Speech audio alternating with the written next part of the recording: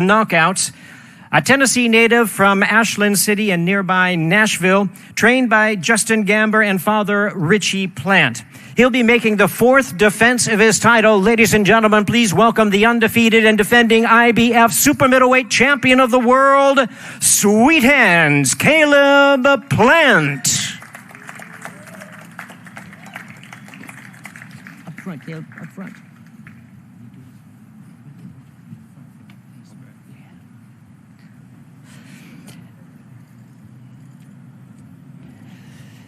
And now, ladies and gentlemen, his opponent to the stage at this time, boxing's #1 star. Star of the sport and the fighting pride of Guadalajara, Jalisco, Mexico. Under the guidance of his trainer and manager, Eddie Reynoso, this 4-division world champion is the current unified WBA, WBC, and WBO super middleweight champion of the world, Saul Canelo Álvarez.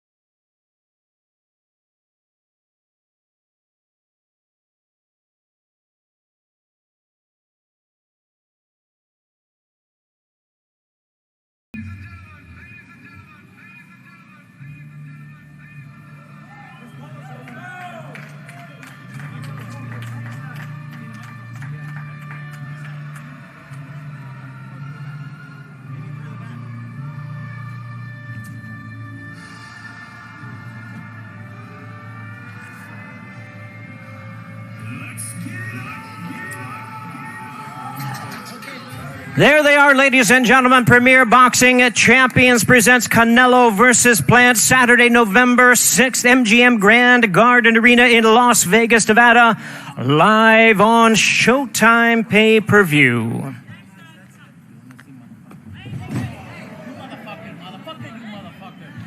Don't get paid. No, it's okay, it's okay, it's okay. It's okay. It's okay.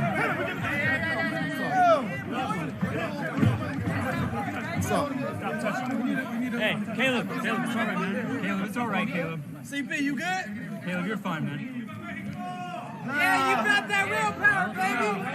Yeah, you got that defense, baby. You got that defense,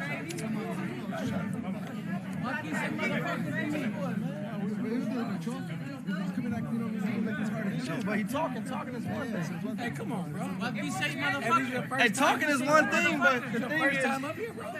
We got to go, bro. Don't tell my mom that. Don't tell my mom that. like this. This ain't the first time. Let's get this thing going. Let's get it going. Yeah, let's clear the stage. Everybody's under control here. Bro, That ain't how this shit gonna roll, man. let's get this thing going, guys. Come on, hey. You know better. I've been talking a lot of shit. Yes, Hey, guys, Yes, Come on, man. That shit, man. You good, CP? You all right? All right, let's get it going.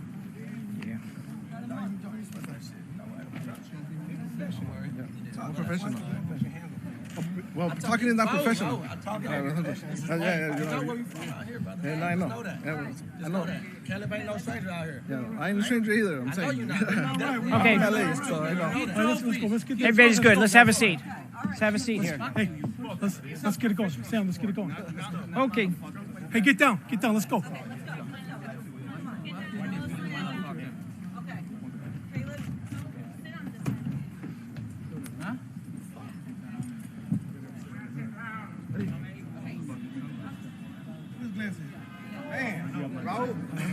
Love you, you know that, brother. Okay,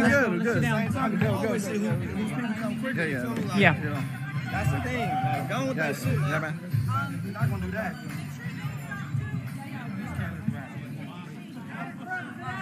Where's the glasses?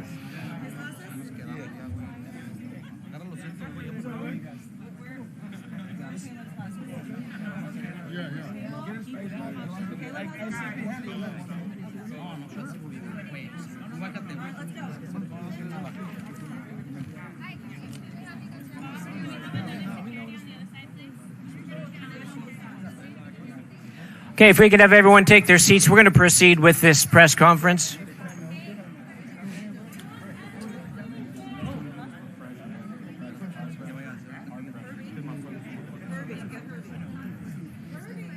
Louis. We should have a couple guys here. Yeah, I know. Yeah.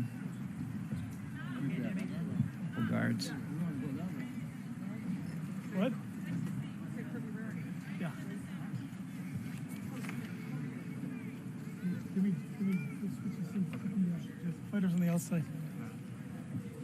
Let's switch seats. Yeah, good call. Fighters on the outside. Put Eddie here. Hey, Eddie, you move over here. Yeah. You sit here, okay?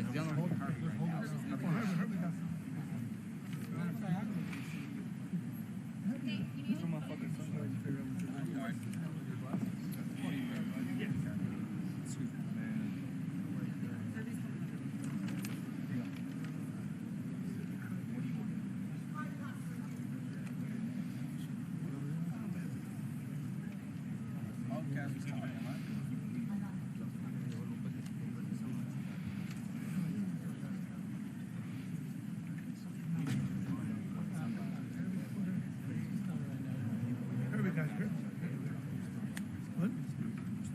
Yes. Él fue el primero que tiró el putazo.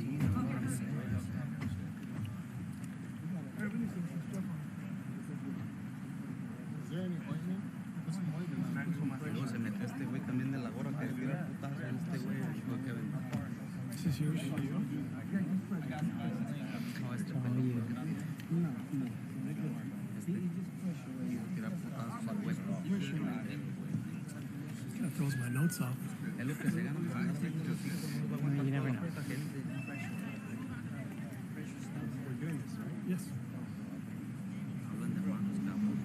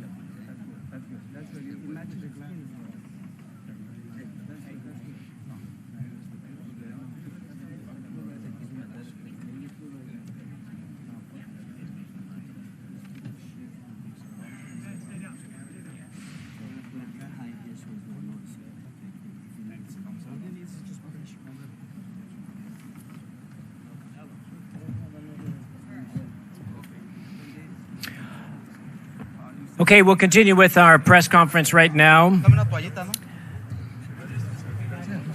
Proceed as things have calmed down a bit. My pleasure to introduce to you at this time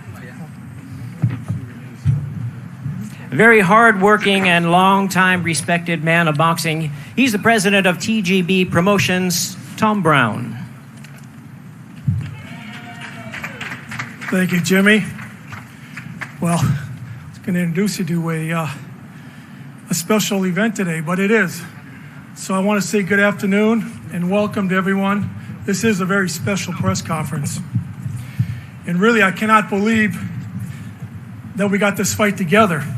Now, it took us a couple of runs at it, but here we are today with the Undisputed Super Middleweight Championship on November 6th. And it's a real pleasure to be working once again with our network partner, Showtime, Stephen Espinoza, and his entire team. Showtime Boxing has a long history of being involved in the sport's biggest and most important events.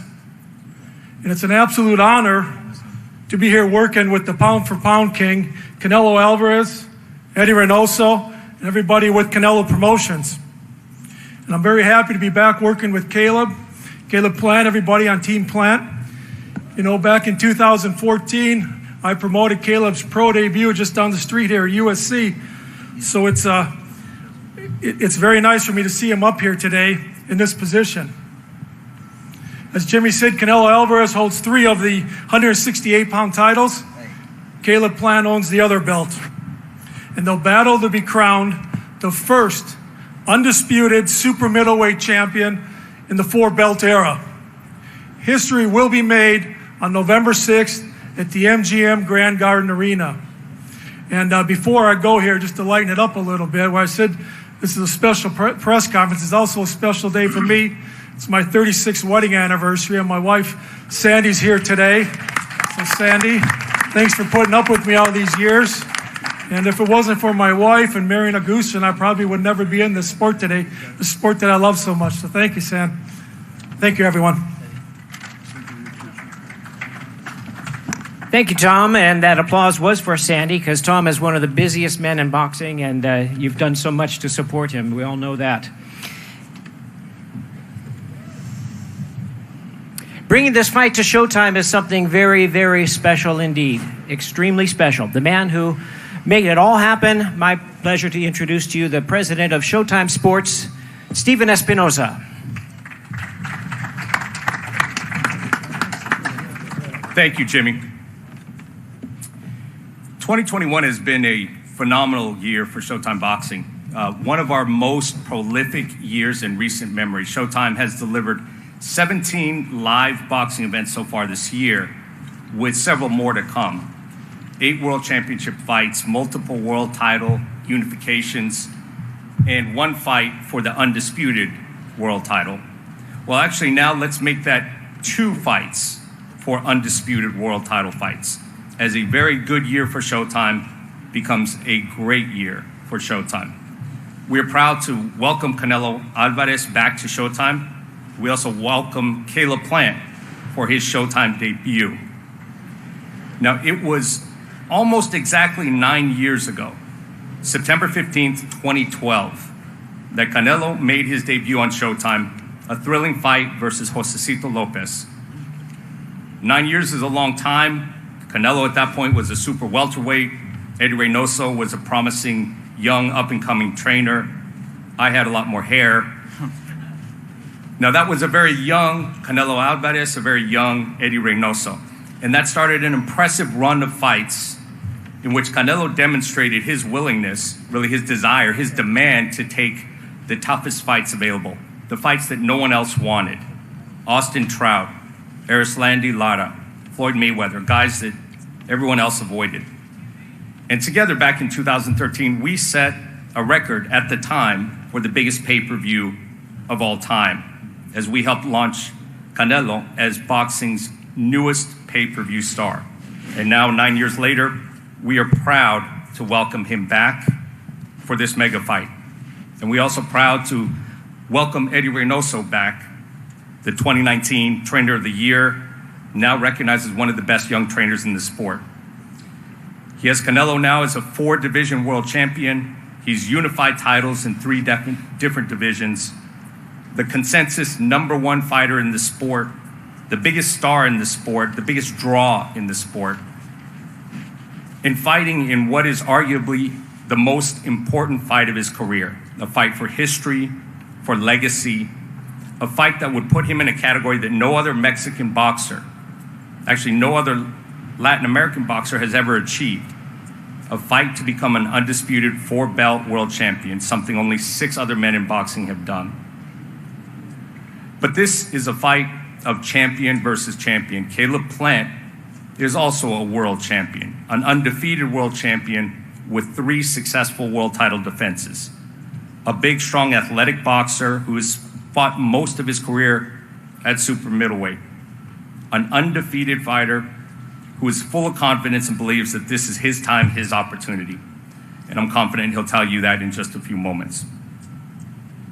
And so on November 6th, Álvarez versus Plant comes to Showtime pay-per-view, the home of the big fights, the most trusted and longest tenured network in boxing. There is no other network making a more meaningful or more significant commitment to the sport of boxing. We are the home of boxing's biggest and best fights. With all the changes in the sport, new platforms, new networks coming into the sport, new approaches, there is one constant. Showtime Championship Boxing.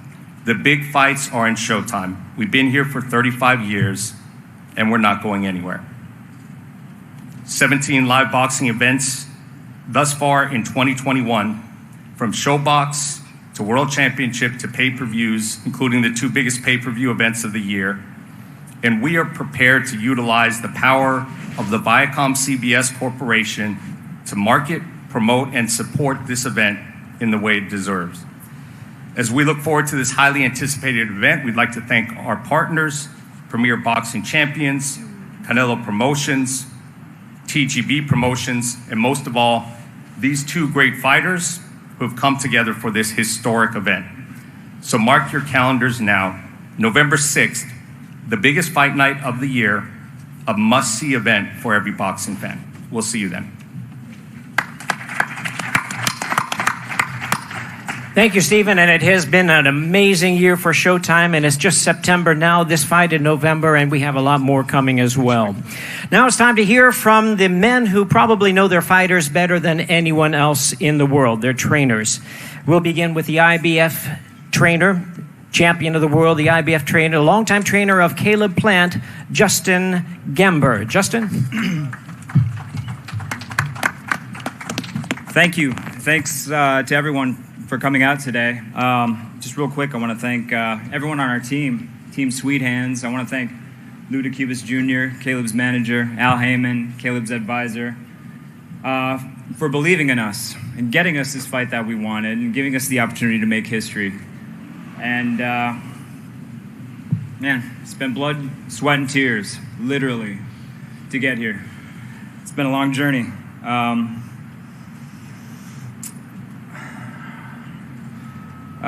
This fight is not about money. It's about legacy. 1996, when I was 15 years old, my favorite fighter in the world was the IBF Super Middleweight champion, Roy Jones Jr. And every boxing fan back then craved unification bouts, craved an undisputed champion at 168. And now it's 2021, and I train the IBF Super Middleweight champion of the world. We're going to be fighting for all the marbles. And tune in on November 6th, and you will see the first undisputed super middleweight champion in boxing history from Nashville, Tennessee. Nothing that happened today is going to mess with the outcome of the fight whatsoever. All right? It only gives us more drive, more hunger. Like I said, come November 6th, tune in, and you will see Tennessee's undisputed champion at 168. Thank you guys for coming. Thank you very much, Justin. That's certainly good news also. Now we hear from Canelo's trainer, the renowned longtime trainer and manager for Canelo, Eddie Reynoso.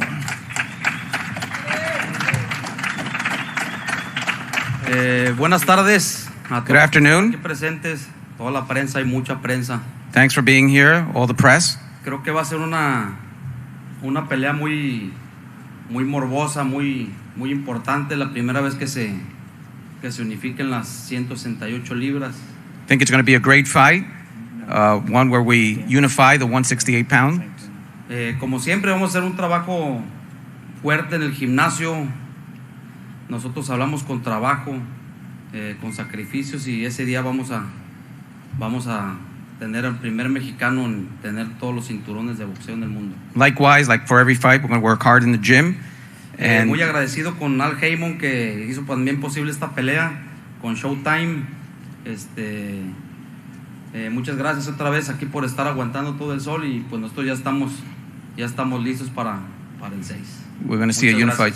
Thank you, and we're going to see a champion on 168. We've always been working very hard in the gym, like we always do for all the fights. We want to thank PBC and Al Heyman for having this fight take off on November 6th. Thank you for being here in this sunny weather. Thank you, Eddie Reynoso. And now let's hear from our fighters themselves. First, a man who is aiming not only to retain his title, his undefeated record, but to become the first ever undisputed super middleweight world champion and to become the new face of boxing. Here is the undefeated IBF super middleweight champion of the world, Caleb Sweet Hands Plant.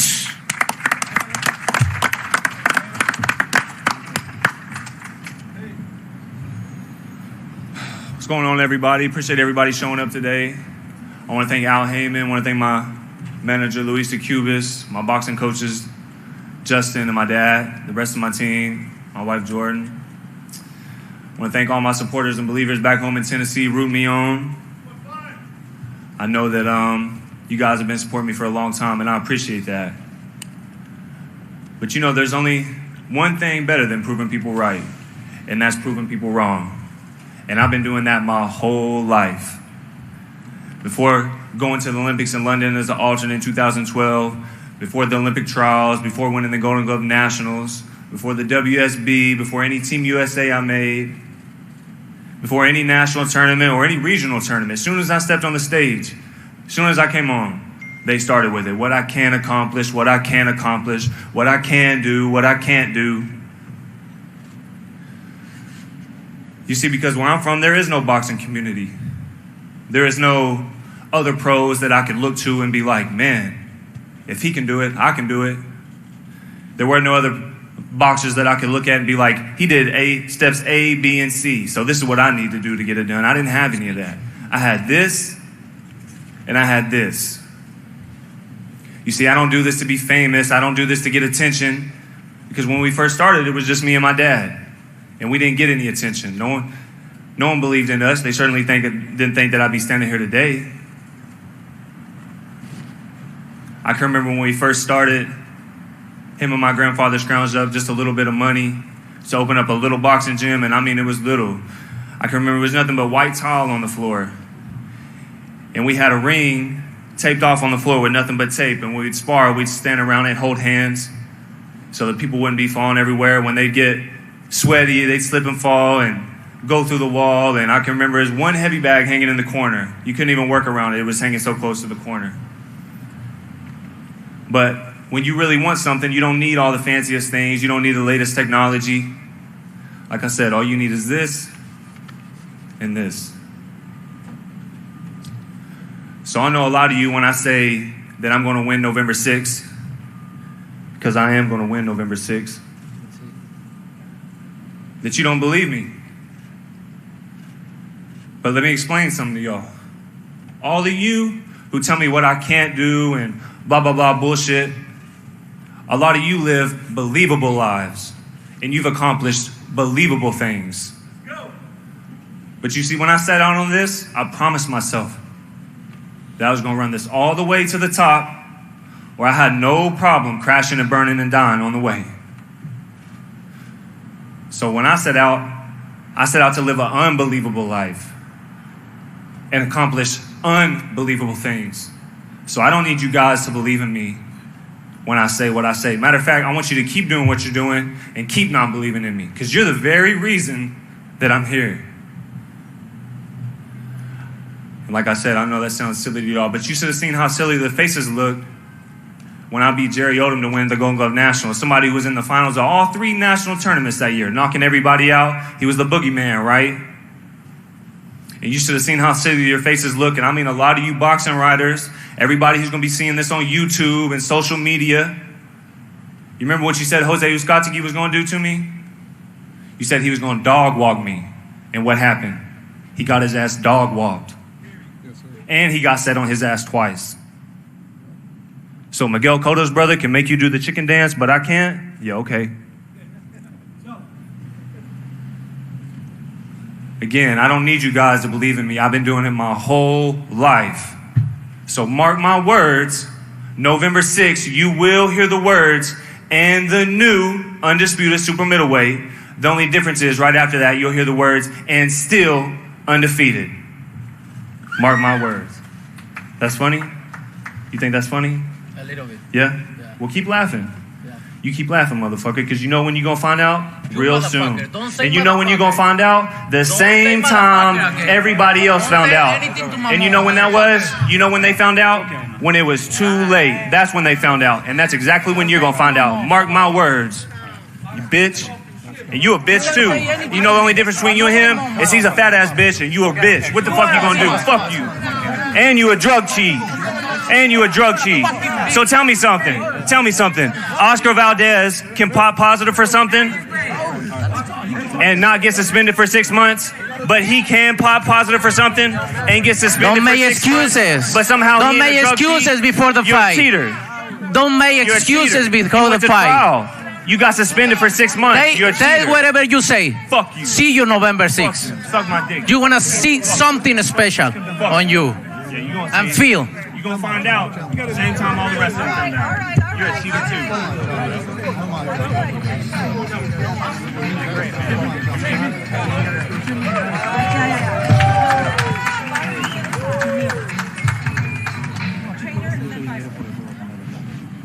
Thank you, Caleb. Now we're going to hear from the other side.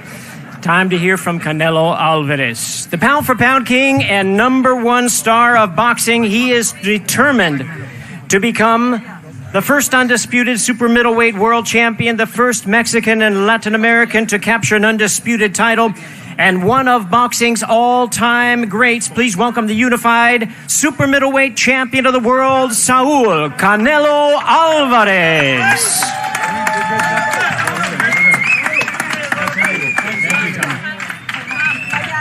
Yeah, we'll put you over. This guy.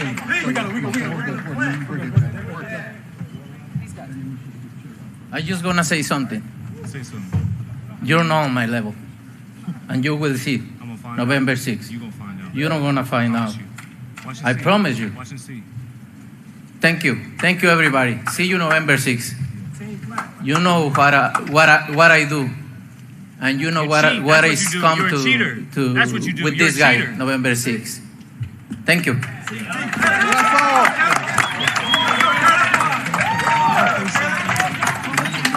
Well, we will have a chance to hear more from the fighters as we at this time turn to our Q&A session. My pleasure to hand the microphone duties over to Emmy Award-winning sportscaster and host of Showtime Championship Boxing, the one and only Brian Custer. Brian, where are you? Here we go.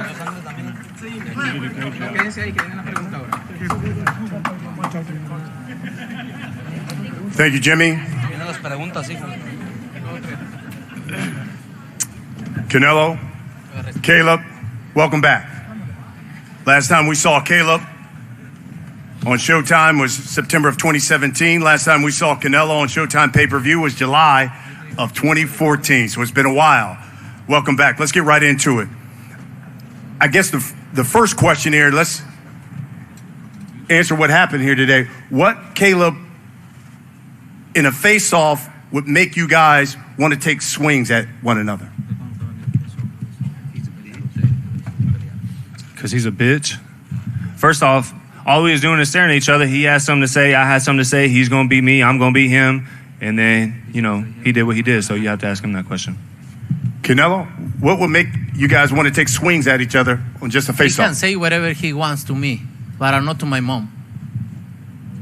Because I'm gonna fuck out everybody to say something to my mom. You know, and he swing freeze. I just push him, but he swing freeze. And just, I do what I do.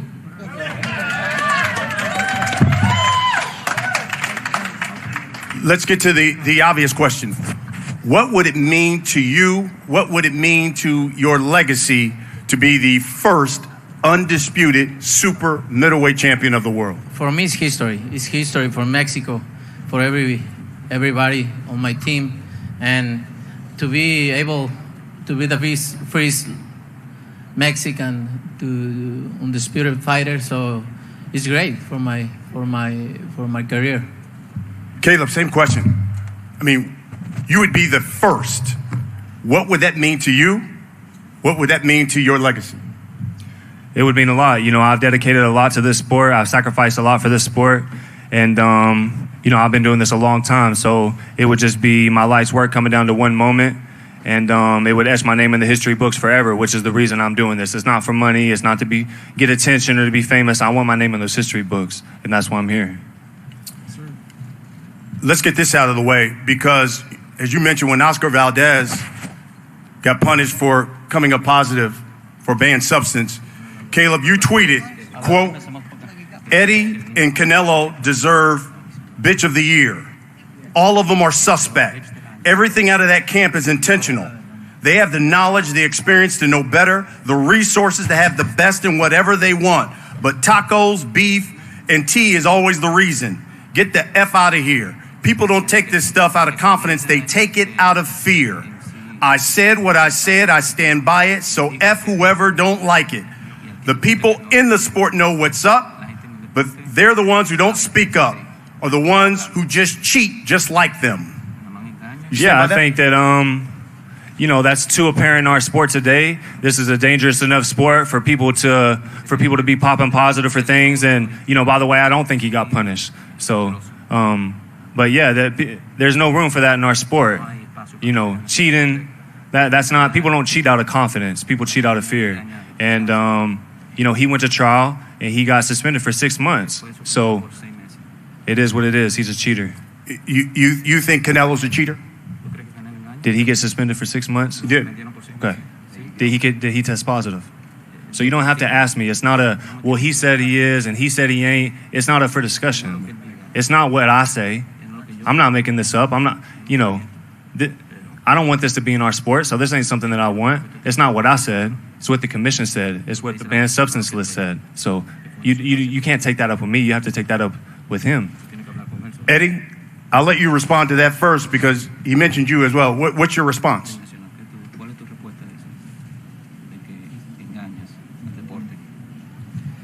Simplemente yo no soy quien rige el boxeo, yo solamente soy un entrenador y así como él y él como lo dice, hay muchas perras que hablan y ladran nomás, no por bravas, porque tienen hambre. Esa es la verdad. Muchas gentes como él hablan y desprestigian no nada más a los entrenadores, a los boxeadores, al deporte, a un país entero que está detrás de un deportista o de un entrenador. Simplemente las cosas las dejo y las tomo de quien vienen. Al final todo sale a la luz.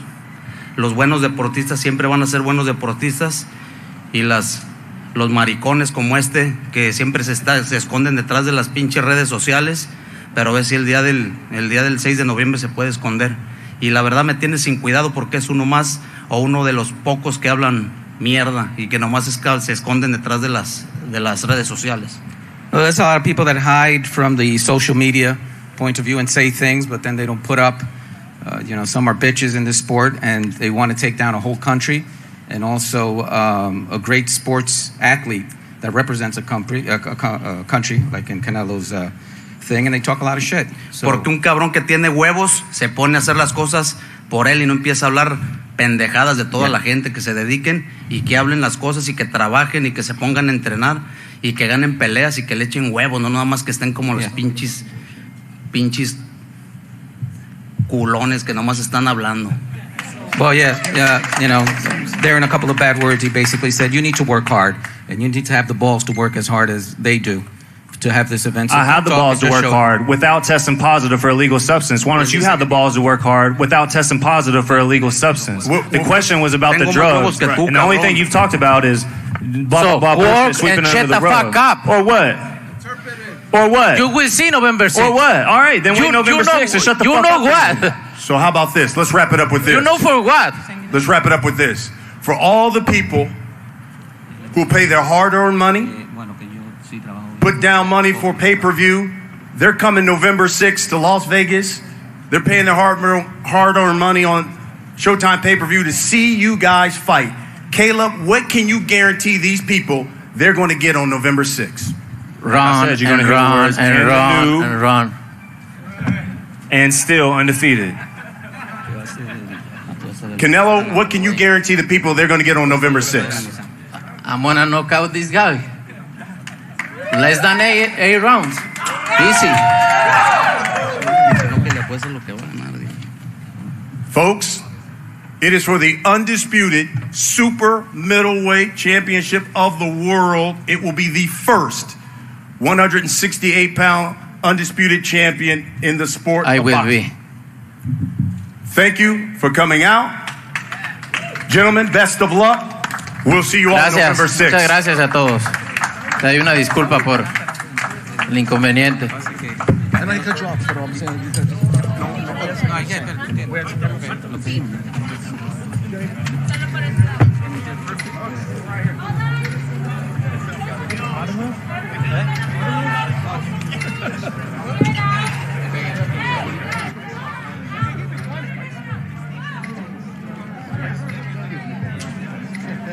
We already knew there would be history November 6th when a first undisputed super middleweight champion is crowned.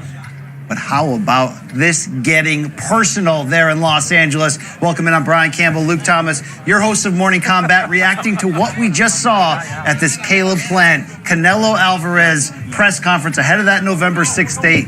Luke, I'm sorry, I see this. I see dollar signs pointing out the bad blood between them based on the allegations from Caleb Plant that Canelo Álvarez and basically his extended team are drug cheats. This got real. We saw shoving, we saw punches, we saw a cut under the left eye of Caleb Plant. We're hoping to get Plant a microphone in front of him so we can talk to him shortly and find out the severity of it. But what is your take from seeing this break out? What is normally a ho-hum scenario when two fighters sit down at the dais? I know Canelo has had some moments where he's had opponents face off of it with him and talk trash to his face, and it usually sort of stays at what it was initially. This one got out of hand quite quickly. It has to go back to that tweet which Brian Custer read out, where he went not just at Canelo but his entire team, including Oscar Valdez. We all know the story at this point. I think that set into motion that it's going to be an ugly build, but it's going to be one where you cannot. That looked, I know there's always boxing skeptics where I was like, oh, it's all staged for extra drama. That didn't look too staged to me. Well, not staged at all, but there's a thin line between where that becomes a negative thing where you can potentially sacrifice the fight. And we don't know the severity, obviously, of Caleb Plant's cut, but you can go close to that line. You can touch the fire. And this Showtime pay-per-view date, Canelo's return to the network for the first time since 2014, now him being the pound-for-pound king and the biggest pay-per-view, the biggest drawer in the sport. This is, I think it hit the right note. In the end, it's going to get people's attention as long as the fight is able to go on without any injury or anything like that. You're going to get people definitely invested in a fight that was already historical, elements to it, already a big deal because Canelo Álvarez is the biggest star in the sport. But now you got a guy who came out and won the press conference, and that's what Caleb Plant did. He's undefeated. He's your IBF champion going against Canelo, who's got the other 3 belts to crown this undisputed king. But we didn't see Caleb Plant, who we know is going to be a big betting underdog just based on their styles. Yet there's an argument for him in this fight. What do you think he did to that argument by standing up and almost bringing, Canelo got the first shove in, but it was Plant that threw the first punch for those fireworks. I think you're going to see Caleb Plant hammering this drug issue from now until November 6th and probably a long time after it. For one, it is not an argument there's probably a lot of people in the sport that agree with it to some level or another. At least he has some people, I should say, supporting his advocacy for this cause. More to the point, it clearly gets under the skin of Canelo and his team, to the point where Eddie Reynoso, Felix de Jesus wasn't translating all of it. He was doing his best to keep it a reasonable interpretation of the words and to give you the gist of what he was saying. But Eddie Reynoso was getting quite to the point, and it can tell you that is bothering the coach, it is bothering the fighter, and they want to send a message on November 6th times 1,000. Obviously, if you're not a Plant backer, you can question, do you want to poke the bear that aggressively? I certainly like the cocksure of it and the confidence that he's bringing in here. But the reference, if you don't get it, obviously is 2018, ahead of what would be the second super fight for Canelo Álvarez against Gennady Golovkin to unify those middleweight titles. We saw Canelo have the positive test for clenbuterol, blamed it on tainted meat, was suspended, as Caleb Plant mentioned. Eventually, they pushed off that second fight, and it was an instant classic just the same. But that reputation, at times it's followed Canelo, but not largely. Triple G brought it to the table, and I think we saw a nastier Canelo than we've ever seen before. The difference between that second Canelo Triple G fight and the first one was the fact that Canelo wanted to prove a point. He wanted to walk the bigger supposed puncher in Triple G down and be the Mexican style coming forward. He did that. I wonder if you're Caleb Plant, when your role in this, from a X's and O's standpoint, is to be the matador, to be the traditional boxer with the quick feet. Beyond whether it's a dangerous move to poke the bear, do you think it plays into his style, is really what I'm trying to ask. I tend to not be the kind of guy who watches the press conference and think it has necessarily a ton to do with how the fight might go, other than in this particular case, the fireworks were extraordinary. I'm not here to diminish it. In answer to this quick question, how often do you see Canelo like that? No, that is extremely rare. We've seen him in some pretty bitter exchanges, but not so much of those. Why don't we put a pin in it, though? I think we have Caleb Plant, do we not? Yes? Let's bring in Caleb Plant now. Caleb, can you hear us? I'm here. There he is. There's the champ. There's the IBF champion, the unbeaten Caleb Plant. Brian Campbell and Luke Thomas here. Caleb, can you tell us what was said when you and Canelo Álvarez went face-to-face at the front of the dais before the start of this press conference that led to the shoving and the punching? Just normal back and forth banter. I'm gonna win, you're gonna win, or I'm gonna beat you, no, I'm gonna beat you, or all right, you're gonna see, and then, you know, whatever happened. So. How is your cheek, Caleb? It looks like there's a cut and now a Band-Aid over it. Is it just a small cut or anything more serious? Yeah, it's just a small cut. It's from my sunglasses. I have my sunglasses on, so you know, when whatever happened, you know, it just scratched my cheek. So what do you make of their reaction? It seems like bringing up the issues with the clenbuterol with Canelo Álvarez and obviously what happened with Oscar Valdez seemed to get under their skin. Well, if it's not true, then, you know, what's there to be mad about, right? Certainly, yeah. I would agree. Yeah, go ahead, BC. Caleb, how much do you think this does to bring attention to this fight and really, I know it's not something you're focused on, but raise your name value and your star heading into what, you know, is going to go down as the biggest fight of the year on paper here for all 4 super middleweight world titles? Well, you just said it. It's none of my concern. I'm focused on November 6th. I'm locked in. I'm focused. And come November 6th, you'll see me crowned as the first undisputed super middleweight. Were you surprised at some of Canelo's statements today and some of his reactions? Anything about it take you by surprise? No, I'm not really surprised by anything that happens in boxing at this point. So, like I said, I'm not worried or concerned with what he's got going on or what he's doing. I'm focused on, you know, there was a lot you said early on about this being a story that a lot of folks can't understand. Can you explain what this would mean to win this championship, right, to unify these titles? Is there any way to describe how significant a sporting moment that would be for you? I mean, it would be my life's work coming down to one moment. You know, I've dedicated my life to the sport. I'm a disciplined fighter. I've done everything right. I've cut no corners. And November 6th, you're going to see the product of that. Alvarez, your toughest opponent? I don't know. November 6th, when the bell rings, we'll find out. You know, styles make fights. And I'm supremely confident on this fight. I know I'm going to get my hand raised. So if you want to see, tune in Caleb, November as we 6th. close here, this got us super excited, obviously, for November 6th to see what happens when this goes down. How much do you believe this may play into your hands as the boxer, as the matador, to poke the bear and get him coming at you for seeking revenge? I don't know. I don't get caught up in that. I'm focused on the game plan. I'm focused on the task at hand, and that's going in there and doing what I do best. So come November 6th, you guys tune in. You're going to see a show, and you're going to see the first ever undisputed super middleweight in boxing history. Wait to check this thing out. Luke Thomas. Thanks for your time, Caleb. What's your biggest takeaway from hearing from a very confident champion? Not a challenger against Canelo. He's bringing in the IBF title, Caleb Plant. He's a champion coming in here. It's a little bit weird, a little bit disorienting, right? Because they have this very aggressive face-off that leads to blows. Then they have they trade barbs during the entire press conference. You're a drug cheat and this, that, and the other. And then we interview him. He's like, I'm just focused on the game plan. I mean, clearly not, right? I mean, there's a lot more going on.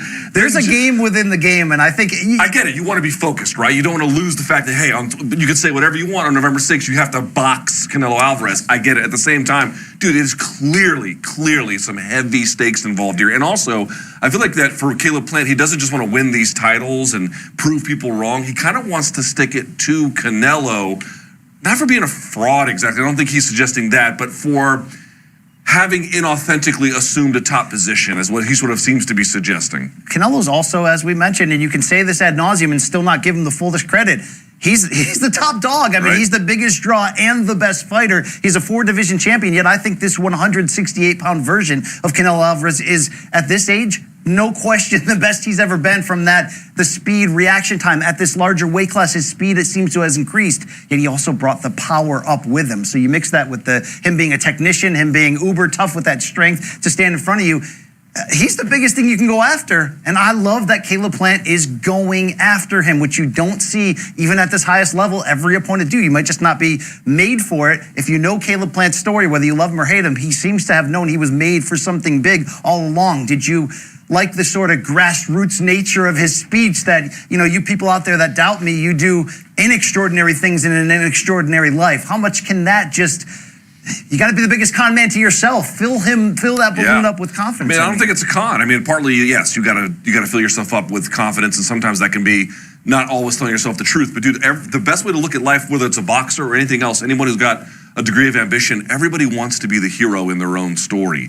That is what Caleb Plant appears to be trying to do, which is why I think he's going that drug cheat kind of angle. You're bad for boxing. This is, you know, I'm the real character. I've been overlooked as a boxer, and everything you've assumed you didn't sort of get, right? Because that's hard scrap. You hate me because I'm telling the truth. That's kind of what he's saying. And he wants to be celebrated for doing something good for the larger sport as well as for himself. They want to be the hero in their own story, so they have to craft a narrative around that, which again is not to say that there aren't some folks that don't share his opinion in boxing. There's obviously it's split, but at the same time, there is partly truth to it as well. Caleb Plant won his IBF title in 2019, a very hard fight, but a great performance against Jose Uzcategui. You saw Plant absorb damage late in that fight and be the bigger man and get it done in terms of knocking him down a couple times. 3 title defenses since then. Yep. Nobody certainly on the level of the experience and talent, because Canelo is, I mean, you know, this is Haley's comment in the sport, some kind of rare talent who took the baton from Floyd Mayweather as the face of this era. But do you think Caleb Plant is on Canelo's level, though? In the short span that we've seen, the 3 title defenses, but in his lane of a boxer, can he compete on even terms in that regard with Canelo? You're asking, like, what about the best of Caleb Plant versus the best of Canelo? I don't know that we're going to get that, but if we look at the latest of Canelo and the latest of Caleb Plant, to what extent that is relevant, Canelo has looked better. You can argue that Billy Joe Saunders, sort of midway through their fight, got a little bit of the rhythm, but then he got his face broken in perhaps the most destructive of ways. Yes. So that doesn't count. Now, Caleb Plant did beat Caleb Truax, and it was one-sided, but it wasn't the kind of performance that got you going, aha, like this is the guy that's going to beat Canelo. He hasn't had the that's going to be the guy to beat Canelo performance, in my opinion. Now, by the way, does that mean that I think that Caleb Plant can't do it? Not at all. That's not what I'm suggesting. I'm just saying if you just examine their recent performances, there is a discrepancy in what they were able to do to their top-ranked opponents. No question. You look at Canelo Álvarez's short run at 168 pounds, stops Rocky Fielding for a secondary title with ease. Hold on one second. Then gets into unification with Callum Smith, and it's not even a real fight. It's one-sided. It's a beatdown. I think he beat him down more to the arms and the biceps to stop him than anything else. And then what you mentioned against Billy Joe Saunders, you saw the full package when that fight turned. He could not be peaking anymore. Like, I'm not sure there's a limit in terms of weight or achievement what you can put on Canelo Álvarez. He is in the prime, the peak pole position chair right now. So uphill battle indeed for Caleb. I love that passion though, Luke I know Thomas. you do. Let me ask you, do you see anyone, like, to what extent does Caleb Plant have anyone on his resume that is even kind of close, if not so much in style to Canelo, almost stature? We know he carries huge power at 168, but he did look noticeably smaller in frame, which again, we've seen especially with the Callum Smith fight. Conversely, is there someone you can look at in Canelo's resume that's like, he's a little Caleb Plantish? So which way can you go with that? It's weird. There's not a direct comparison either way. In some ways, because what makes Caleb Plant's skill set unique is what you like about him facing Canelo Álvarez here. Canelo's going to be the favorite, and he should be. But Caleb Plant, from the standpoint of foot speed and hand speed, and just inner toughness and want, whether he has the chin or the stamina to hold up, we'll find out on that super championship level. But you know he has the want to try to win the fight at all times.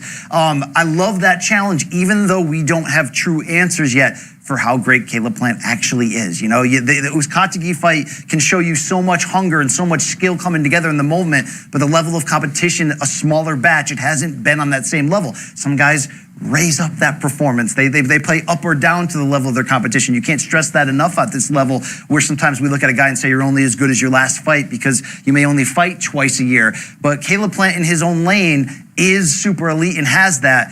Still a very large uphill climb. I don't think there's that direct relation where, see what he did against this fighter. Oh, you're going to be able to do that against Canelo. There is no direct representation. Yeah, that's a pretty fair point. I mean, who has what Canelo offers as a boxing assortment of talents and sizes? And conversely, the same can be said for Caleb Plant. It's kind of interesting. Still, at the same time, Caleb Plant, you know, you go back to what you can learn from the presser. Here's what I go back to. I wonder what you make of this, BC.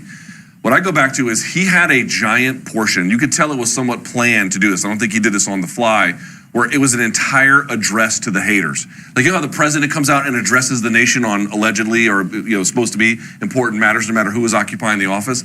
Dude, he made it a point to address the haters. Why would you do that? Because they're probably chirping in his ear a lot to the point where they're like gnats on a camping trip. He just can't get rid of them. If you're Caleb, I'm serious. That doesn't mean that they're right, but if you're Caleb Plant, dude, you're taking on a monumental challenge. You're taking on the biggest attraction in the sport, who happens to be the guy who's also pound for pound, who's coming up trying to unify. He's Thanos'd his way through 168, and you got the last Infinity Stone, and everyone thinks he's going to get it. Dude, he is clearly, I'm not going to say bothered. I don't want to say that. But I think he notices there's a lot of chirping out there about the inevitability of Canelo, and I don't think he likes it even a little bit. But it's something he's faced his entire career. You know, if you know his background, he referenced a big amateur win when he was the big underdog coming in. He's always been the underdog. In a lot of ways, you know, the Sweet Hands nickname comes from him being that white boy in the gym who's really darn good that people assumed by looking at him that wasn't. And that builds a callus on you that you always want to show people, and you always want to end up making it me against the world.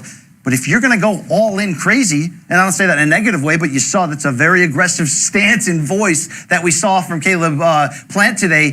If you're going to come, you might as well come on. You might as well bring it. And he's stepping into that, making it me against the world, whether it's true or not. And I see the hate. It's true to a certain degree. I think that's just smart, because if you don't believe that you have a chance, then why do it anyway? But if you're going to believe, you might as well go all in and believe, Luke. And that's what I think has gotten you and I to the top just the same. Right? Yes, I don't know if quite the top is the word that I would choose. But at the same time, there also is a case to be made for that. Let's go back to this for just a second in terms of bad blood.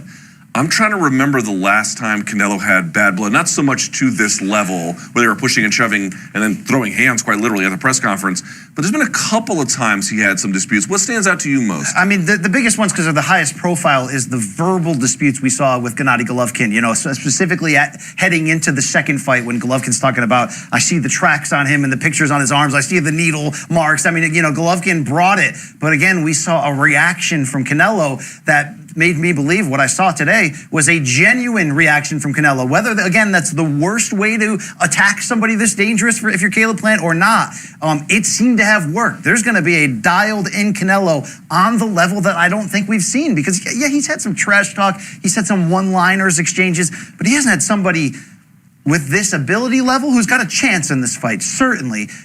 Commit. I didn't stay down this road this aggressively. Luke, I mean, if I would have told you coming in, what's the best case scenario? That they traded a couple one-liners today, they got the crowd jazzed up, they got us going, you know what? A nice face-off. You know what? Caleb Plant looks confident out there. We didn't just get that. We got, you know, nearly too much. We got nearly some dangerous moments. And again, we'll have to see what becomes of this cut on Caleb Plant's cheek. That's a 10 out of 10 in terms of going for it. And I don't have a comparison to say, well, this was a bad idea the last time somebody did this to Canelo. I don't think anyone's come for the king with this type of motivation. I mean, look, Canelo is such a professional and a gamer, and, you know, the type of guy that can, you know, be the face of a brand and a marketing scheme and all that, that you don't see him go to this level because he doesn't have to. Did you like his sort of... a little broken English, but he went after it. Canelo dropping a few F-bombs out there. He had a few F-bombs himself. Eddie Reynoso had... He had a potty mouth. I think Eddie Reynoso will also be doing Godfather 1 on Broadway soon in that suit. I mean, he looked like $1 million. Yeah, no doubt about it. But it's bringing a certain kind of energy from Canelo as well, which the last time I remember even seeing anything even approximating, and it's not even an approximation, was just at the weigh-ins for when he fought Mayweather. Mayweather was handing the belt. He was kind of rejecting him and like, get out of my face. You're annoying.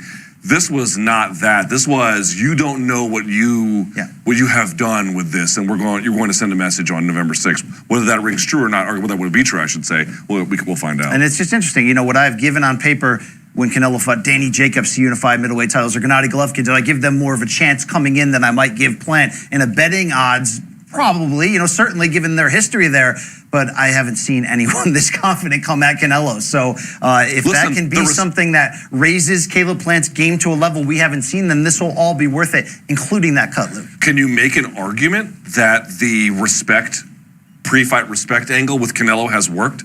Has that saved any of his opponents? Have they fared any better? Billy Joe Saunders he got a little bit saucy there on pre-fight week. You got the push, and I think there was a push in one of their face-offs. It was a little bit nothing too serious, and he got his face broken for it in a way where his career is in some kind of jeopardy, or certainly changed in a way because the break was so bad. Like, but it wasn't straight revenge that Canelo was trying to dish out. Sure, he was just. This is what I mean. He was just boxing, but like obviously playing it the professional way.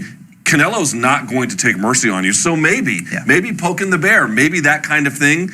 at a bare minimum, gives you a different kind of look from Canelo and perhaps a different kind of opportunity when fight time comes. I said it before, I think it deserves saying again. Canelo doesn't have to go to this length to unify all the titles in the division. Membership has its privileges. When you're at the top of the sport, it sometimes isn't about world titles. It's about what's the biggest fight I can make. He makes those same biggest fights against Floyd and Miguel Cotto and Gennady Golovkin, but he also has goals on how do I maximize my resume. I'm the face of the sport in this era, post Mayweather and Pacquiao, but how do I maximize it? I certainly can dig that in the attention to detail to say, I want to be the first undisputed super middleweight champion of all time. I want to make sure there's nobody in this era at this weight class that you said I didn't fight. He's got titles in 4 weight divisions, unified in 3 of them, and now a chance to be undisputed. I mean, that's how you do it at the top of the sport if you want to be remembered. He's not just remembered because of the looks and the pay-per-view draws and buys and all that. It's the professionalism and it's the challenges. I mean, after this, if he beats Caleb Plant, if he becomes your undisputed super middleweight champion, will there be fighters I'd love Canelo to see at 168? Yes, but for all we know, he may go back up to light heavyweight and try to do some pretty extraordinary things for a fighter in his spot who, let's not forget, came up at 154 and originally we're like, is he going to be big enough for middleweight? That conversation feels long ago at this point, Luke. It's also interesting when I think about Canelo Alvarez's career, and you know that there's really no one quite exactly like Caleb Plant. We can't find an analogous situation, especially pre-fight for a presser like this. Still, if you're Canelo Alvarez, I suppose on one level you were kind of due. I mean, think about how many fights he's had with how many different kinds of opponents, not so much in the pre-fight sense, but certainly in the ring itself, and how different they've all been. Dude, it was eventually going to happen when you got famous enough that someone was going to come at you in a way that was unpleasant to you, in a way you did not necessarily care for. And I think part of Canelo Alvarez's broad experience in the sport probably told him this day would come where someone was really trying to put a stick in your eye. Again, whether it works or not, I don't know. But I have to say, I actually feel like, you know, you can say that we're marks. Fine, we're marks. We certainly are here on the Showtime I want to be marks for this type of stuff. I'm going to be honest with you, though. I mean, this is... You didn't need a reason to watch this fight if you were a boxing fan because you had to by virtue of the history. I will tell you, I am a little bit more interested in seeing what kind of approach tactically, what this all might mean for what a guy like Caleb Plant can do. If you don't want something like this attached to an undisputed championship bout where there's history involved, what else do you want? This is the crossroads of an important fight mixed with some fun drama and a side, soap opera or storyline that's real to sell the fight. We're hoping to also get some time with Canelo Alvarez to get his reaction to this and everything we saw in Los Angeles. Of course, the fight's going to go down in Las Vegas. Luke, the classic venue of the MGM Grand, November 6th, Saturday night on Showtime pay-per-view. You got to believe, although Canelo might prefer typically to be, Cinco de Mayo weekend in May, Mexican Independence Day weekend in September, Thanksgiving weekend, give or take there, a couple weeks early in November. Las Vegas is going to be rocking for this one. Yeah, that's going to be big. At the MGM, I would imagine that a guy like Canelo is going to, and with this fight, given the history and everything else, is going to sell out pretty quickly. It's important. Let me give you, speaking of Vegas, these odds if I can. So you can find Canelo as high as a minus 1,200 favorite. You can find Caleb Plant around plus 600 or so. What do you think of those odds? I think they're a little bit too wide. I'm sure maybe even a lot bit too wide. It's not that Canelo's going to be the favorite, and he may even be the favorite by knockout if you're really going to look at it, given their styles and the fact that if Caleb Plant's going to go after it, you're going to have to go after it in the pocket, right? You're going to have to jump in and out and box and make it not a fight because you don't want to stand and trade on even terms with Canelo, but it's going to have to look like a fight at times. I would push the odds closer, especially after, let me ask you this. From an odds standpoint, from what you thought coming in and what you saw today, does it seem closer or further apart in your eyes? I didn't see desperation by Caleb Plant. I saw a strategy in a lot of ways. I saw, desperation, no. Certainly I would agree with that. I don't know. I have to think about that a little bit more. Just looking at these odds, I think the thing that strikes me is that this is what Plant was reacting to. He was reacting to the general perception, fair or otherwise, certainly unfair in his mind, that he is being overlooked for the plausibility of a win by him.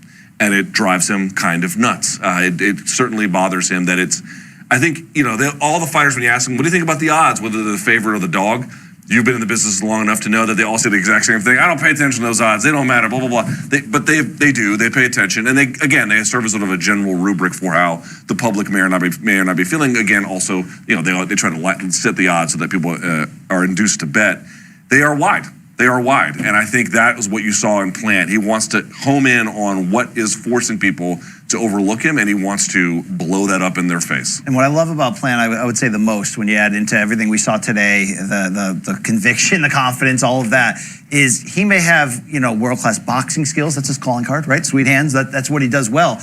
But he kind of has the swagger and heart of like a good TV fighter. A guy who's like, you know what? I'm going to go out there and give everything I have. And as much as you wanted to say you thought Billy Joe Saunders had a chance to do some damage on the scorecard against Canelo, and given Saunders' history when he came in unbeaten this spring against Canelo, you say there's a chance if things go his way. But I don't think you would have believed coming in, and the injury to Billy Joe Saunders was so severe that when he bowed out of that fight, you certainly don't hold it against him. I don't think any of us believed he may have to go toe-to-toe and may be willing to go toe-to-toe with Canelo if that's what it comes to win that fight. That might not be his style in the end. I believe and know that's going to be Plant's if that's the only route to win. What's Plant's best win in your mind? Without question, when he won the title in 2019 against Jose Uzcategui, it was a fight where we didn't think, or we weren't sure he was on that level. Sometimes you see a guy, especially with quick hands, and he can talk a little bit on the mic, and he's from Tennessee. He's not backing out from that country boy persona. He definitely seems like he's comfortable in front of a camera in that regard. He's a little flashy because there's substance. The backbone he was forced to show against Uzcategui showed that substance, and the fact that he's the one scoring knockdowns in that fight showed you that for a true boxer who's more about speed than power, that speed can turn into power and add up, especially late in a fight with those flashy combinations and his good stamina. Has he, again, had to do that at the level of Canelo Álvarez? Absolutely not. But that's what happens when you're daring to be great, when you're putting it on the line. I'm sure there was a way he could have gotten out of this fight if he didn't want to. Canelo called him out, and he met the challenge. This is going to be some fight November 6th. So if you're the odds maker, or you know the odds maker, and you're looking at these numbers, how do you justify them? What would the person setting this line say to justify the line? That Canelo is the safest bet in the game today. Why? Because of those things I mentioned before. Always a smart and thoughtful counter puncher, but a guy with a backbone and a chin who, you heard the deep cut from Caleb Plant in the press conference referencing the one time we've seen Canelo compromised or hurt, and it was in a brief flash, 8-9 years ago when Jose Miguel Cotto, the older brother of the Hall of Famer Miguel Cotto, hit him with that one left hook. He's got the backbone, he's got the boxing skills, and the fact that he's raised his power and speed with him up in weight. He was the shorter fighter standing in the face of Caleb Plant. He was the clearly shorter fighter against other super middleweights, Callum Smith, Rocky Fielding, but he carries himself like he's got the biggest gun in the fight, in the Wild West showdown. And it's because his mix of efficiency, IQ, accuracy, power. He can get out first with his jab and go to the body if he has to or wants to. Luke, he's becoming a body punch knockout machine. And when you're at that level where he can box people if he wants, he can become the slugger if he wants, or he can be that pinpoint counter puncher. He does everything. So he's a lock, and the fact that he's been doing it against every style, he's got to be your favorite, and he's got to be your favorite by a big margin, because it's rare in this sport where those two things come together. I can't stress that, where you're the biggest draw in the sport, the biggest star, and without question, the pound-for-pound king. Luke, we're in a crowded pound-for-pound era right now. Naoya Inoue, Vasily Lomachenko, you got other fighters on the rise, the welterweights, Errol Spence Jr., Terrence Crawford. You got a lot of fighters with maybe a case, right? Mm-hmm. Like I haven't been exposed to where you say I'm not the pound-for-pound king yet. Even in every boxing circle, we're like, well, Canelo's number one above them, though. That's one thing we've known, because the accomplishment and the achievement has mixed with the performances. He hasn't docked anybody. I have to say, on the one hand, I admire Caleb Plant's acknowledgement of the full breadth of Canelo's career by going to that deep cut. Correct me if I'm wrong, when he fought that fight against Miguel Cotto's brother, right? A long time ago, yes. That was on the card between Mosley and Mayweather, right? Who are you picking, or who's number one, or whatever it was? I forget the promotion for it at this point. Dude, that was more than 8 or 9 years ago. That was a while ago. It was legit 8 years ago. So here's my point. That is not a weird thing. That is not a convincing argument that you can replicate that. It's like, that thing that happened a really long time ago at a very junior stage of his sort of modern professional career. It's like, if that was a thing that sort of consistently showed up, I would be very moved by that argument. But the fact that it's referenced from I won't say a lifetime ago, but a very different Canelo Alvarez. Right. How much relevance does that have to the modern one he's facing? If you put that up as just, what it is at the surface, it's reckless talk from Caleb Plant. Because, I mean, who else in history has walked down Gennady Golovkin for 24 rounds with the strength and the willingness to take those big shots and come back? Nobody. Canelo's got a rock chin, but it's Caleb's way of saying, if it's happened before at least once, from a guy who's, not a Hall of Famer, a trusted everyman in Jose Miguel Cotto, who had a moment where he was making a rise. Why can't I have that same success in my moment? And that's what, let's be honest, that's what Caleb Plant needs. His moment, his best performance to date, without question. Does it have to be Canelo's worst night for Caleb to win? No. But there's got to be some perfect storm where he's controlling the terms of the fight, he's able to dare without being too dangerous, and he's able to convince the judges, which is never an easy thing to do, Luke. I know we can say, Canelo, big name, he always gets the benefit of the doubt, and historically, sometimes membership, again, has its privileges in that club. I think a lot of times the judges look at a guy who lands efficient, hard counter shots, and it's like, what do you want, the damage or the pity patter jabs? You want the damage in this case. So you got to do something big on the biggest stage to take this from Canelo Alvarez. And again, if you talk about keep that same energy, the right energy was brought today. Whether you like it or not, the right energy was brought today. Certainly can't go wrong with this approach. You're going to go wrong the other way. Well, actually, you know what? It could go wrong. I mean, there are circumstances where if Canelo simply has his way, and again, I'm not predicting that's the case, but if it happens, because that's not the craziest thing to imagine, yeah, there might be a when keeping it real goes wrong kind of moment there, I suppose. Let me ask you this way, though. Biggest power puncher that Caleb Plant has fought?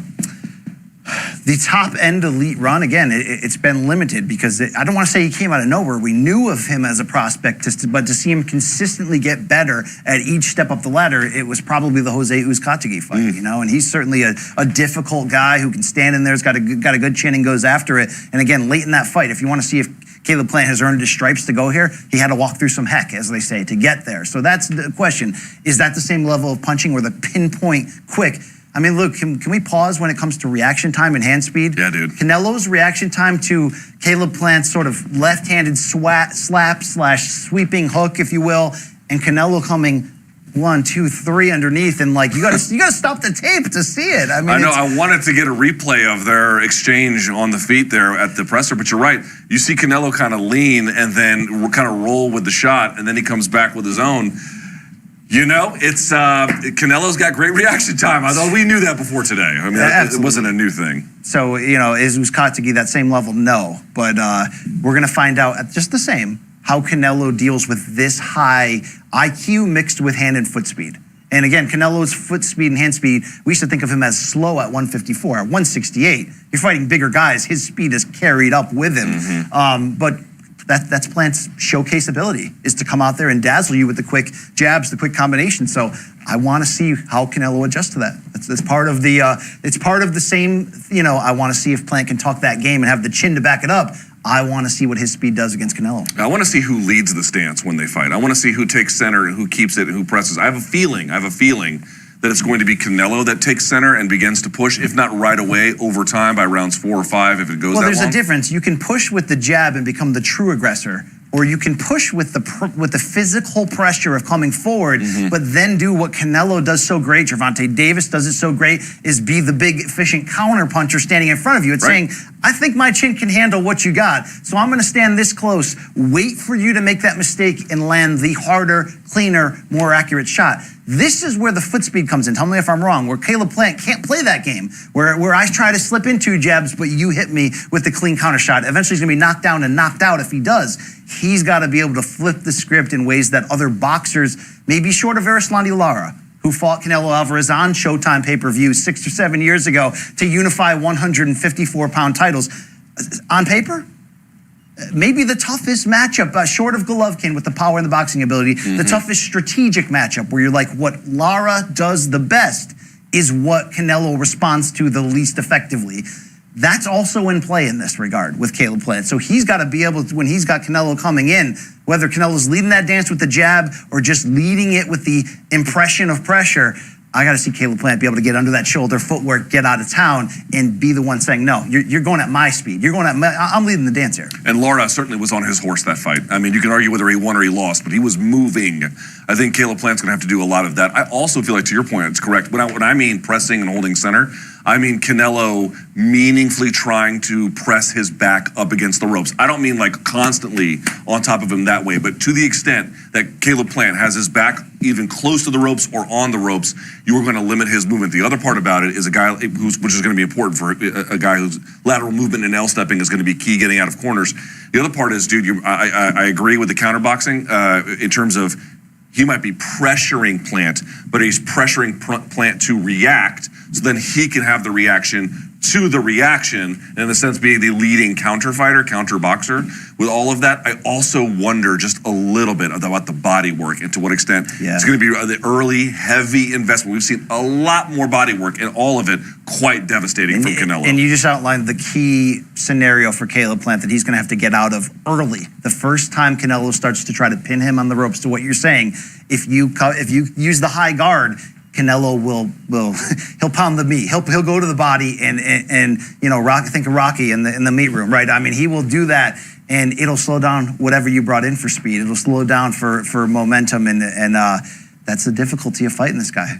But we're supposed to be getting Canelo, by the way. They're telling us that Saul Alvarez, Canelo, is minutes away. So we're supposed to be getting him. Finishing up some interviews with local media there in Los Angeles. They certainly got their money's worth on a reset here. If you're just getting in, Canelo Alvarez and Caleb Plant, who will fight for all four. The history will be made. The first undisputed super middleweight champion of the 4-belt era. November 6th. It's a Saturday night. It'll be in Las Vegas. MGM Grand Showtime pay-per-view is the only place you can catch this. Well, we had the press conference in Los Angeles.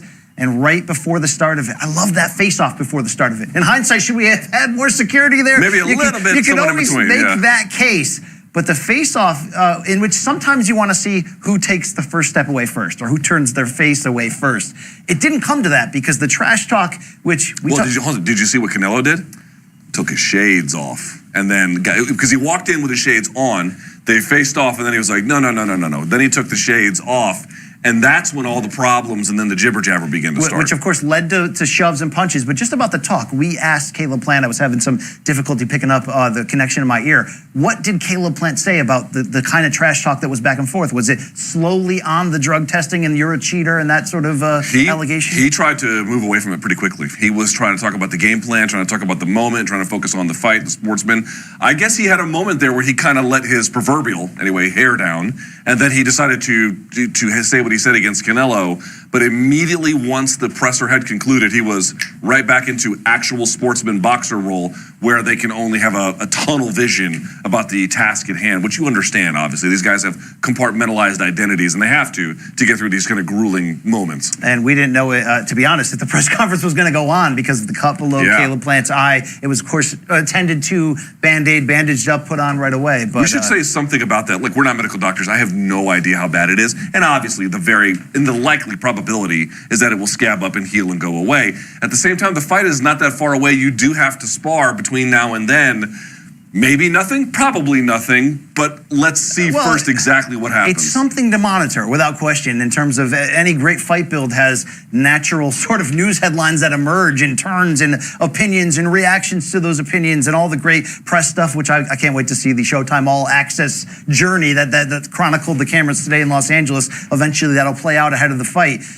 You want to see the impact of that. You want to see, again, on a big stage, I wanted to see what Caleb Plant had, and he had a lot today. And, he had a lot for this moment. And that is going to wake people up that, what's the 10 steps away narrative? Oh, I watched Canelo do that to Billy Joe Saunders and Callum Smith. This is just going to be another title defense against a guy who's hungry and a great record, but this is Canelo. None of them look like this coming in. I'll tell you that much at all. Today for Caleb Plant was about sending a message to Canelo and perhaps the boxing world and beyond that whatever you thought about Canelo's previous opponents, let me just tell you, I am a worthy adversary. I think that's what he was trying to get across. And whether or not he will be on the 6th, I tend to think he probably will be one way or the other. That was the goal today. That was the aim. I want everyone to sit up and pay attention. I am a worthy adversary here, and in his mind, the superior of the two. And there's no question this will be on Canelo's mind in some degree. I'll be interested to chat with him in just a few moments to find out. I want to talk to Eddie Reynoso.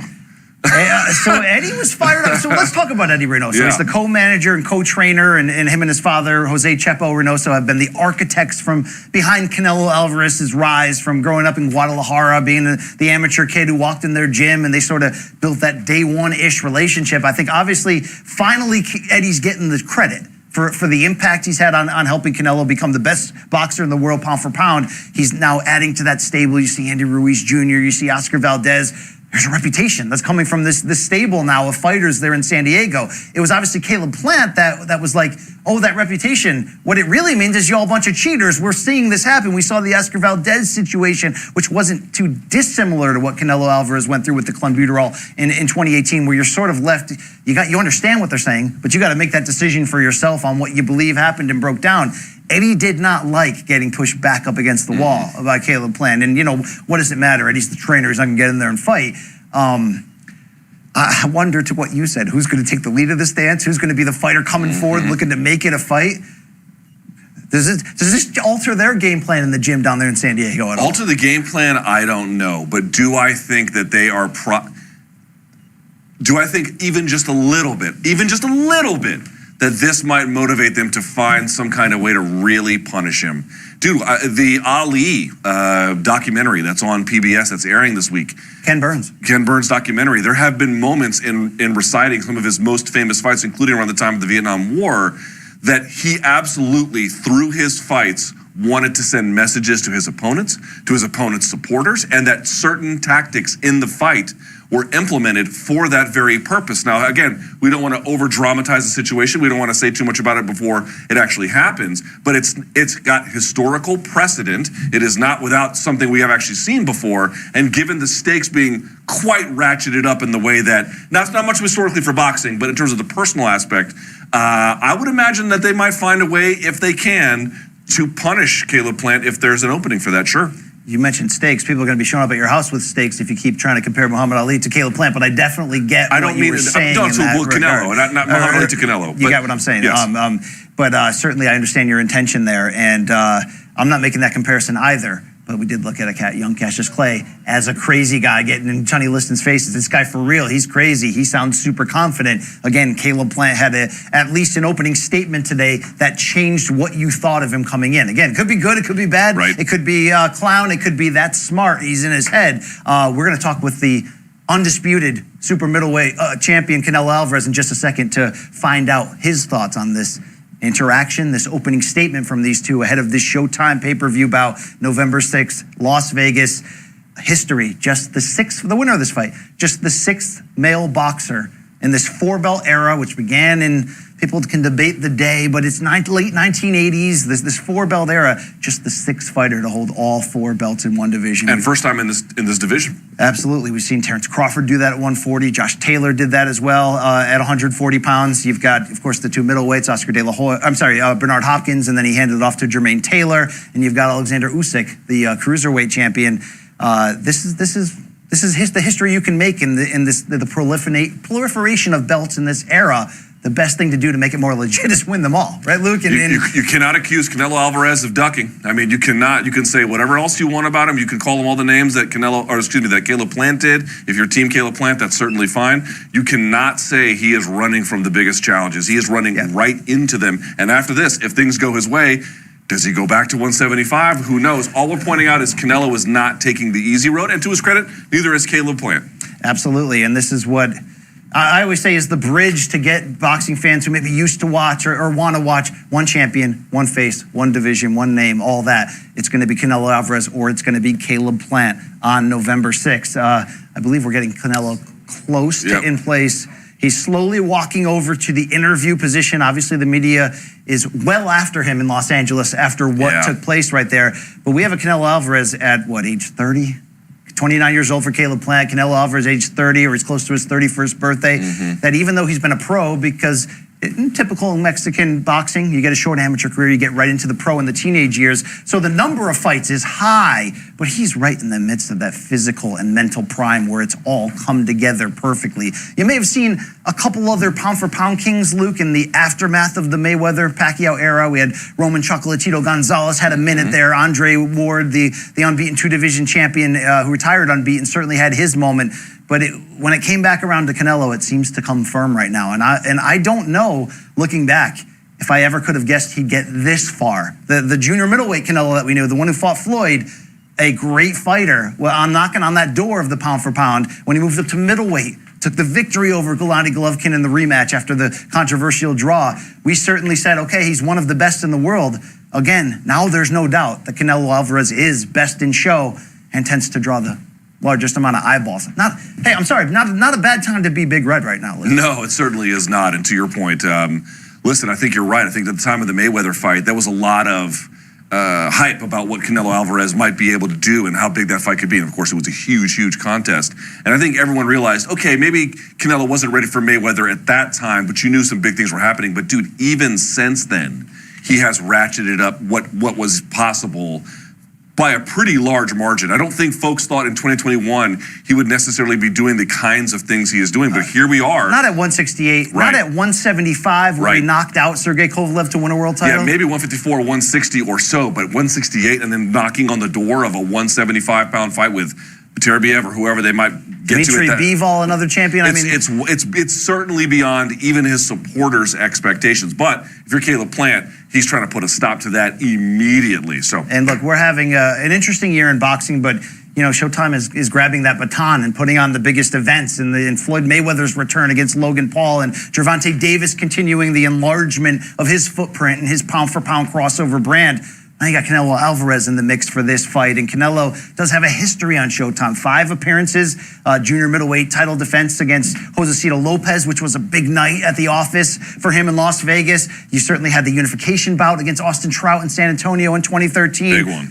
And then at 23 years old, Canelo Álvarez went to the biggest stage, and although he came up empty in a majority decision loss to Floyd Mayweather, he raised his star. He certainly learned so much from that one loss to his career in terms of not just what he needs to do in the ring in terms of game planning and being a little bit more well-rounded, but how to carry yourself as a star in your brand. And then we saw him lead the dance as the A-side on Showtime pay-per-views against Alfredo Angulo and against Erislandy Lara. And we talk about Canelo's willingness to always face the best. You know, he went out of his way to fight Trout and Lara. Now he's going out of his way again. You know, he fought Golovkin out of his way, it seemed, although everyone wanted it. Now he's coming back to fight Caleb Plant to try to become the first undisputed super middleweight champion. I believe we have that unified champion. I call him Big Red. You can call him the best fighter in the game today. Canelo Álvarez, it's Brian Campbell and Luke Thomas here of Showtime. And what do you say about what broke out to start this press conference? What did Caleb Plant say in your face that seemed to set you off? Oh, he talking about my mom. He say, "You motherfucker." So you pass the line right there. So that's why I push him, and then he come back with a left hook. So that's what happened. Well, Canelo, we give you the respect for taking on this fight and seeking history. Did Caleb Plant do anything to gain your respect today in terms of stepping to you? Now, you didn't like what he had to say, but did you respect the effort, at least, to try to get in your face and show you what he's made of? Yeah, I respect that because you can see it's going to be a good fight. Canelo, that he made it this personal? I don't know why, man. I don't know why, but I think he's an insecure person. That's why he has a lot of excuses about the stuff and everything. But I don't care. I just wanna do my best in November 6 and I'm gonna win that fight. Canelo, we said you're the pound-for-pound best. You're the biggest star in the sport. Your super middleweight title defenses, destructions, winning the title against Rocky Fielding, stopping Callum Smith, taking care of Billy Joe Saunders. Do you believe that Caleb Plant is on their level as a super middleweight champion? maybe he's in their level, but I'm not my level. How angry is your coach? He seemed to be quite angry about this whole situation. What was your... He's angry because we come from nothing and we work a lot to be here, and somebody say lies and talk shit about. It's hard for Eddie. I can feel, but it is what it is. So we're gonna show them and November 6th who we are. Canelo, we saw the cut under Caleb Plant's right eye. Do you have any fear that could impact the date of this fight on November 6th?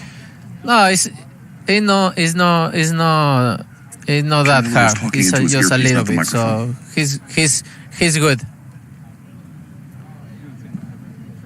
Canelo, if I heard you correctly, did you say that this fight would be done in under 8 rounds? Why? Yes. Because I know what I need to do, and I know him. So he's a good fighter, but I know my skills, and I know my experience is gonna be the best of the night. Canelo, you made history. You're trying to make history in this fight, but you've already made big history on Showtime pay-per-view. Your fight with Floyd Mayweather was one of the biggest in history. You headlined multiple pay-per-views for this network. To be back after all these years when you're now unquestionably the face of the sport, is this a big moment for you as well? Obviously, it's big news for Showtime. What does it mean for you? No, for me it's good. For me it's good to be here and try to make history in boxing. And with Showtime, I already worked with them before, and it's good to be here. Is Caleb Plant like any opponent you've had before? Yes, I have a lot of styles opponent before. So I have Lara, I have Saunders, I have Trout, Mayweather. So I learned about them, so everything. So I'm ready for this fight. Canelo, we thank you for your time. We want to have one more to close here. All I want is one word from you. November 6th, Showtime pay-per-view. When you fight Caleb Plant, what's the one word to describe what we're going to see inside the ring? It's a great fight. Thank you, champ. Thank you. It's been a pleasure. We can't wait to see you. Thank you. Canelo Álvarez is back. He's back with a bang after what we saw in Los Angeles with Caleb Plant. Both of the guys, we got him right after the presser. He obviously has just done a media scrum or talked to whoever else. Both of them want to pretend we didn't just see what we saw. They're like, yeah, I'm focused on November 6th. I'm not worried about all that. Yes, you are. You both are, quite obviously. But okay, fair enough. They're trying to play the role, and I get it. That's the job there. But still, isn't that funny? They have this moment that's so unlike both of them. It's quite heated, and the first thing they want to say after they're done is, no, I'm just focused on the fight. Not a big deal. We'll shake hands after. I don't think we're going to shake hands after. We saw the cut on Caleb Plant below his right eye, excuse me. I saw a little mark maybe on Canelo's lip. He also had a little cut in his elbow I saw during the press conference that he was... Don't think it's a big issue. I don't think it's a big issue at all, but when Caleb Plant goes for that lead slap, you know, big UFC fans will go, you know, Nick Diaz and Nate Diaz, the Stockton slap, it looked a little bit like that. I don't think it connected flush, but it's a strong opening statement, and obviously we saw Canelo react by getting underneath and letting those hands go. He didn't look overly angry or still weathered from that. But it had some impact on him. There's no way to question that. The one thing I will say is here, because we have to wrap up here pretty soon, I'm a little bothered that they did that, only because the Nevada Commission, seeing that, is going to want to prevent a future iteration of that. And so all the future face-offs are probably going to have, you know, the entire Wu-Tang Clan in between preventing, there's going to be so many people on stage preventing any kind of face-off like you got. So enjoy the one you got, because the future ones are going to be heavily protected. Old school fans of boxing, Showtime pay-per-view historians will remember the Ricardo Mayorga, Fernando Vargas pay-per-view weigh-in and press conference with the clear glass screen between them so they can get close enough but not touch. I don't think you're going to see any more fireworks. At least I'm going to say that now. Who knows when we get to Fight Week, November 6th in Las Vegas? But I don't think you need any more. This was a heck of an opening statement to get attention, to make headlines. You already are going to make headlines when you're going to crown the first time ever at 168 pounds an undisputed champion in this four-belt era. Just the sixth fighter in boxing history to do so. When Canelo Álvarez, just one defeat against Floyd Mayweather, brings his 3 super middleweight world titles against unbeaten IBF champion Caleb Plant. Wow. For our colleagues in Los Angeles who are sweeping up the aftermath and brought us what we saw there for Luke Thomas and Brian Campbell. Luke, I asked Canelo for one word to describe what he believes we'll see November 6th. Do you have any words to add on there? It's going to be thrilling. It's going to be thrilling. Can't wait to see it. By the way, watch our show, Morning Combat. It's good. Every Monday, Wednesday, and Friday, 11 a.m. Eastern on YouTube. And obviously, you're going to get a big Friday reaction tomorrow to what went down over here. We'll hear from the fighters as they continue to do interviews and the news cycle continues.